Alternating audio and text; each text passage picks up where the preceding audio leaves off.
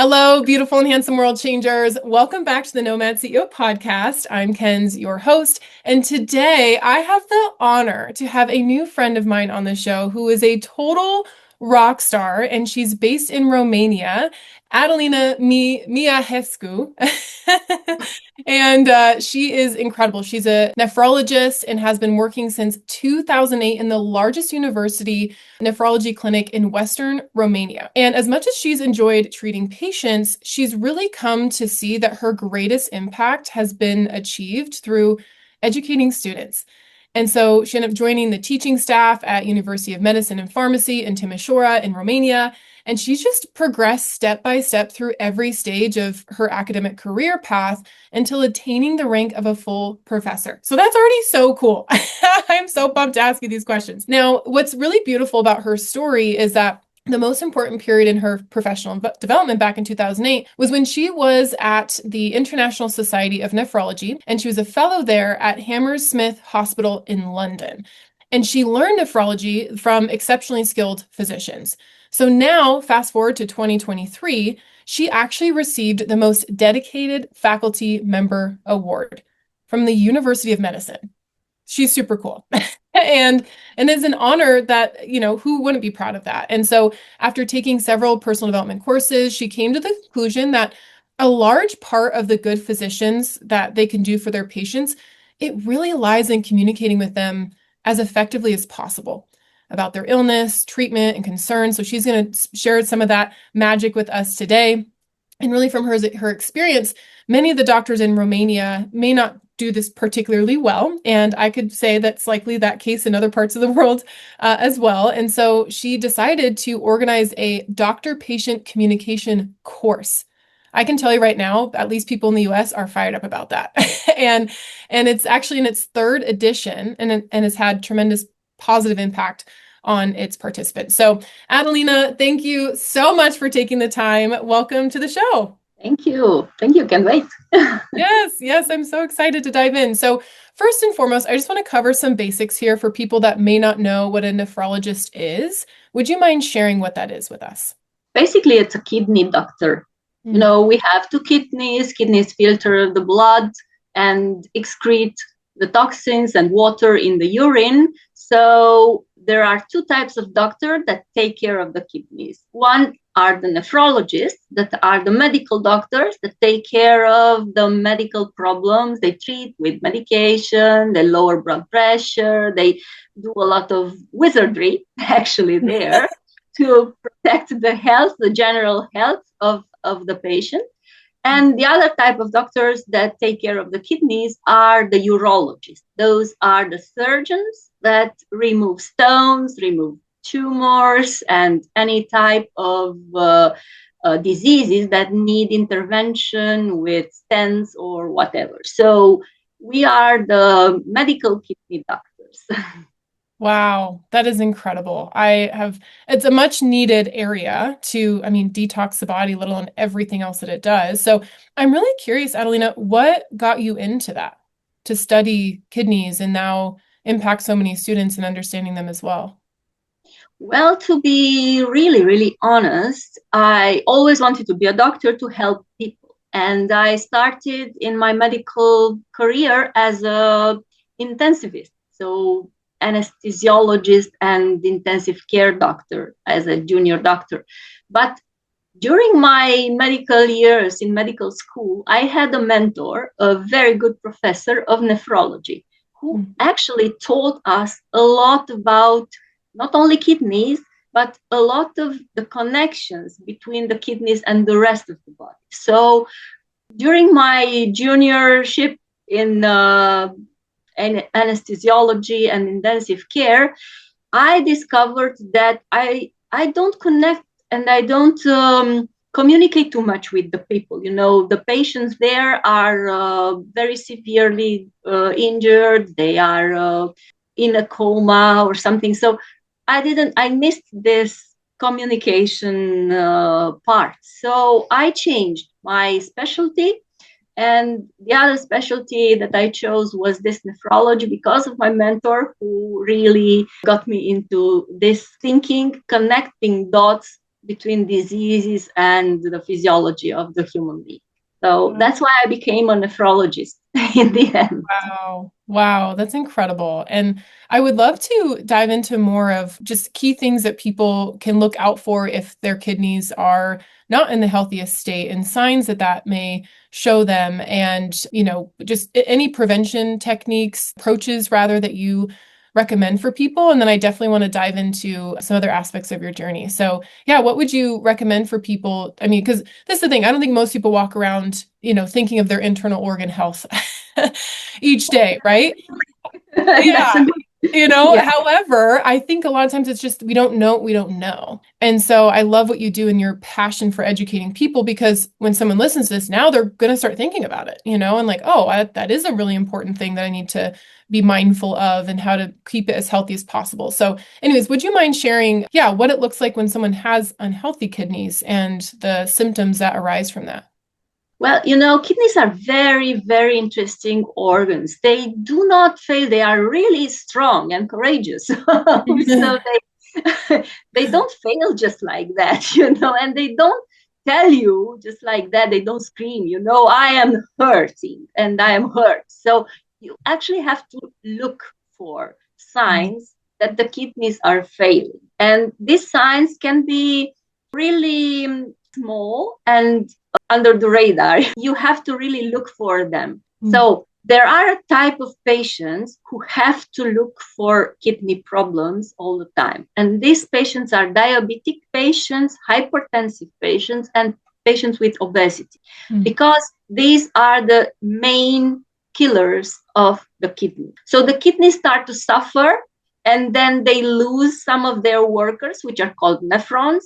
And then their function decreased, but only slightly. But if you continue to hurt them, then their function will further decrease, and in the end, they will lose it. So the kidney have many functions in your body, but mainly is to filter the blood and to excrete toxins and water and all of this. So if you are a diabetic, you are hypertensive, you are obese, or you have swollen legs or puffy eyes when you wake up in the morning, then you have to go look for the health of your kidneys. And there are mainly 3 tests that you have to do. It's a blood test that is called creatinine and the GFR, so glomerular filtration rate. You can do it in any lab. And an urine exam, mainly and specifically albumin over creatinine ratio. Might sound a little bit too complicated, but any doctor, and of course the GPs, knows this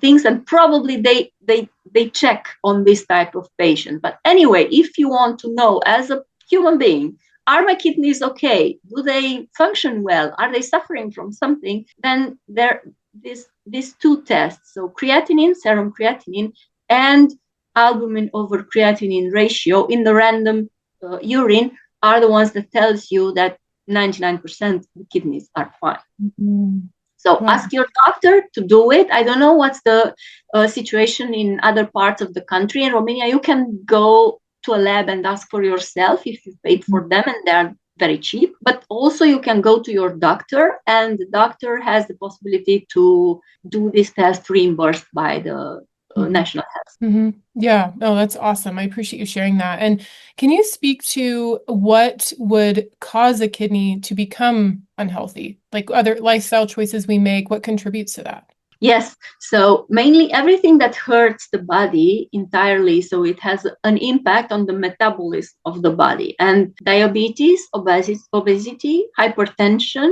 infections, urinary infections, any cardiovascular disease that you might have, or if you have a cancer or some diseases and you have to take medications that are toxic for the kidneys, those are also offenders for the kidneys. Anything, if you take a lot of NSAIDs, anti-inflammatories for pain, joint pain, orally, those are important enemies of the kidneys. If you don't drink enough water, and by enough, I mean you have to be able to produce 1.5 liters of urine per day. Meaning that if you are living or working in a very hot environment, then you have to supplement the intake of the water from 2 liters to 3 or 4, so that your urine looks pale and not very concentrated and you urinate during your day. So these are the main. Of course, there are many, but these are the 90% of the factors that lead to kidney disease. Yeah, so good.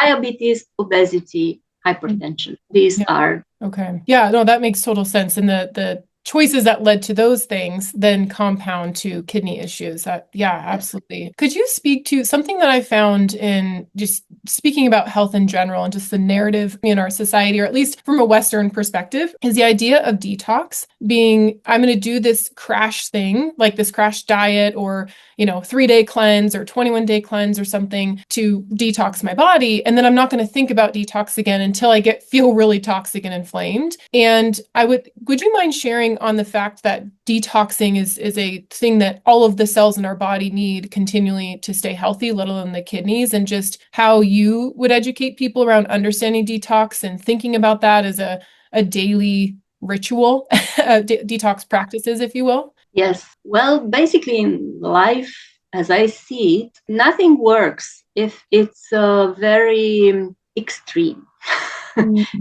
So you always have to look for the middle path or the consequent path, the one that is permanent. In terms of detoxing, well, our body doesn't really need a detoxing. Our kidneys and liver do the detoxing very well. If they don't do it and they become sick, then the body becomes intoxicated. But you don't need random detox like this. Of course, you can intoxicate, and this is what's happening in Western societies, because you intoxicate your body with choosing bad day after day after day, or choosing to stay on the couch and be very non-moving every other day, or drinking high calories and high sugar intake sodas and a lot of things like this, or alcohol or smoking. These are the things that intoxicate your body. Just dropping them for 3 weeks or so and then coming back to them doesn't do much good. Of course, it's better even if it's 3 weeks rather than no stopping at all. But if you really want to preserve your body and take care of your body and live a healthy life, then all these toxins are really toxins. Bad food, alcohol, smoking, a lot of sodas. These are the toxins that you have to give up for good. So well said. So well said. I love this. Thank you. And I'm really curious too, with the knowledge that you've gained, in your profession and your studies and expertise and working with patients, how has the transition to being a professor and instilling the next generation in students with your passion, like what about raising them up and sewing into them excites you the most? Well, when I see the light in the eyes of the students opening and the interest, and when I see that something that I said really reached their soul and really made them think, then I know that I probably had an impact on many other patients and many other generations of students than I could have done by only treating one patient. So I also treat patients. Even nowadays, I have patients coming to my clinic and I treat them very joyfully. And I am happy for every patient that I can solve and every problem they have that I can find an answer and a resolution. But I can only see, let's say, I don't know, 500 patients per year, 1,000 patients per year. That is a limited amount because my time for the patients is rather limited. I have 2 hours per day or something like that. So this is very important also for me. But getting to form a young mind and to modulate and to make them think outside the box and to make them have their critical thinking aroused and to convince them that the human body is something extraordinary that needs to be preserved and to be fought for, and that the patients are very fragile people who come to us in very important moments of their lives, and you should take care of everything when you take care of them, not only their diseases, but also their state of mind and also their families maybe. And if I can induce that in a student or in 100 students in one semester, then the impact will be exponential, because each one of those students will treat probably 500 patients a year, and probably will have an impact if they become professors or assistants in the university. They will have impact on other students. So, the number you can reach and the importance and the impact in the world that you can reach like this is really, really huge. Oh, you're speaking to my soul, Adelina. So beautiful. I adore that. I adore you. And I have to share too with those listening how we met really fast, because it was so serendipitous. It was touring the massive parliament building in Bucharest, Romania. And what's so crazy is, and I would love for you to share what else you were doing while you were there then. I was originally going to tour it like, oh gosh, a month earlier, I think it was. And it was like a horrible weather day. So I couldn't make it there, and we rescheduled it. And it's so funny when stuff like that happens. I think, there's probably someone I need to meet or something that need to be avoided, or there's some reason why this happened. And it's so funny because I met you as soon as we started that tour, and yeah, fast friends connection and just enjoying that. So serendipitous. And I just was amazed by who you are and how you do what you do, why you do what you do from the get-go. So would you mind sharing though? Because you had some cool opportunities surrounding that tour that were really fun. Yeah, thank you. So I'm not from Bucharest. Bucharest is the capital. I'm from Timișoara in the western part. And I came to Bucharest because it was World Kidney Day. And on that World Kidney Days, I had TV shows, I think, where I was invited by my Society of Nephrology, National Society of Nephrology, to speak for the public about the awareness for the kidney problems in the general population.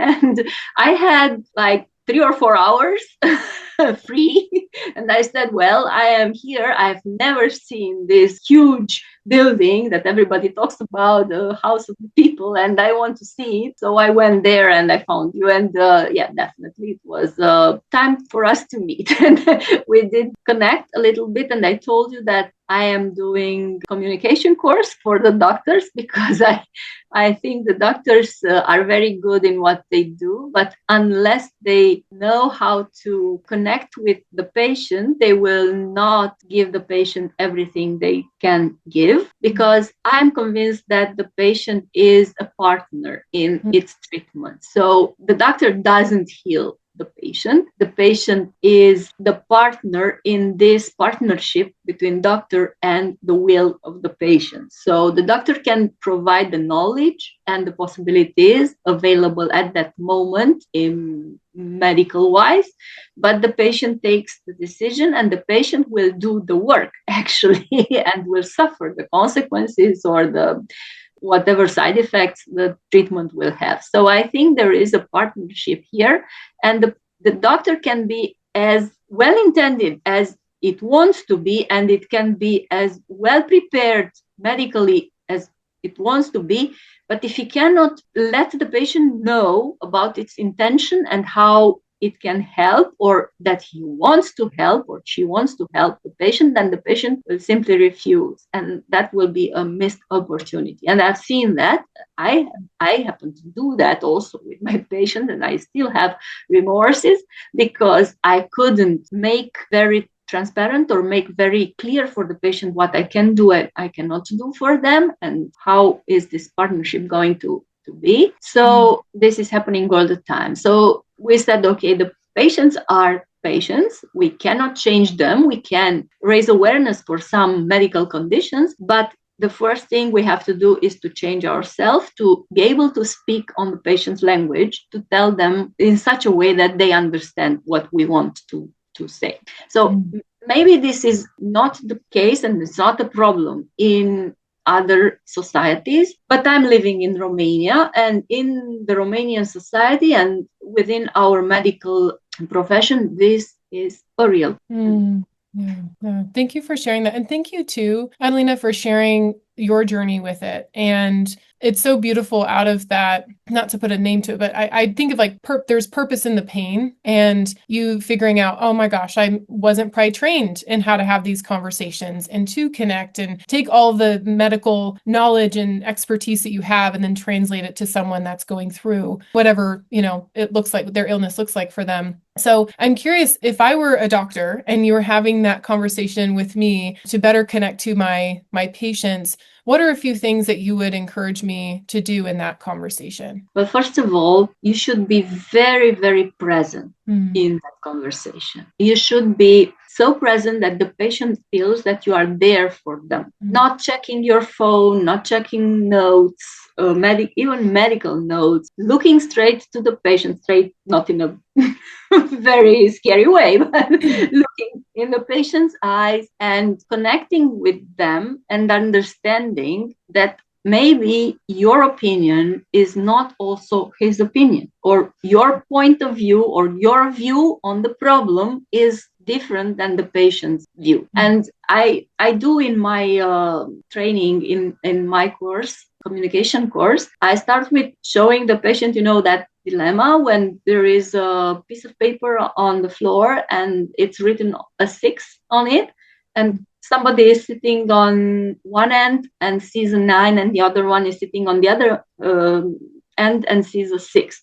And they can fight each other for life because both of them are right. If you sit here, you will see a 9. If you sit there, you will see a 6. So the only way to stop the conflict is that you either rise up and see the entire scene and the perspective, or you go to the other part and see the perspective from the other person. So this is the case with the doctor and the patient also. You have to see the perspective from the patient view and also make them see your perspective also, because that disease can be translated into a patient's heart and mind in different ways according to its cultural understanding or education level or whatever. So you have to be able to show them your perspective so that they can accept that exists also on that basis. Yeah. Wow. Beautifully said. I love that visual of the 9 and the 6. And really that can apply in just beyond the medical room, and just interpersonal relationships. It's such a beautiful example of how to see that. And let alone in that type of environment, I can only imagine what it would be like being the person to be the deliverer of such news and to be the person on the other side. So, really vulnerable place I could imagine for both. Wow, Adelina, this is amazing. I have so many more questions for you, and I'm just so grateful that you took the time to share with us today. And I do have a few finisher questions, if you will, and these are ones that I ask everyone on the show, and just share from your heart, whatever comes to mind first. We just would love to get to know these other, aspects of who you are. So you ready for it? Yeah, sure. Awesome. Okay. So I'm curious, this can be the hardest question to answer, really. Do you have a favorite travel destination and why? Well, I don't know why, but seems like Africa seems like home for me. You wouldn't think when you look at me, having my blonde with blue eyes. I don't know why, but it feels like home for some reason. I don't know why. It was very interesting to be there, and I haven't been in a while, but I just love it. Maybe the calmness and the nature and all of this. Oh my gosh, you're soul level, just so you know. I'm actually normally blonde and I have blue eyes, so I feel like you and I going to Africa, I love Africa. What countries have you been to? I've been to, Zanzibar, it's Tanzania. I don't know if too much of Africa there. And I've been to the north, some Egypt, South Africa, and in the north in Morocco, I think. Yeah. But it was very long time ago. Yeah, that's so beautiful. I've been to Morocco and South Africa as well. That's cool. Yeah. Okay, I love it. It makes me want to go back. Okay, do you have a favorite book or podcast that you listen to, or just someone that you really seek out, their guidance, information for your own personal growth? Well, I love Tony Robbins. You know? That's awesome. Yeah. James Clear, I love him. Noah Yuval Harari, I like him a lot. Okay. Yes, let me see. Who else? Robert Greene. Mm-hmm. Robert Greene with the Laws of Power. Okay, yeah. Yeah, and I don't remember much. I don't have one that I specifically look every week or so, but I love them all. Oh, that's so cool. Thank you. Man, Tony was my gateway to personal growth. That's awesome. And Mel Robbins, I forgot her. Oh, yeah. Yeah, she's the best. Okay, I'm really curious. So my question, and I'm going to do a little version of this for you since you're in Romania. I like to ask people if they could pick one song, what would be the soundtrack of their life or soundtrack in the season? And I'm curious, like on that note, do you listen to more Romanian music? Or I know when I travel, I hear a lot of, American music or people from the States, so what does that look like for you? What kind of music do you like? Well, I like all type of music. I don't listen music to relax. I don't. I listen to music when I want to get energized. So I'm listening to really Latinos music or the ones with the rhythm to when I feel down and I need a little bit of energy before some conference or something like this. Then I put some really energetic music like this. So all of them are fine. But I'm not very into acoustics, or I'm not very into music to listen to it all the time or.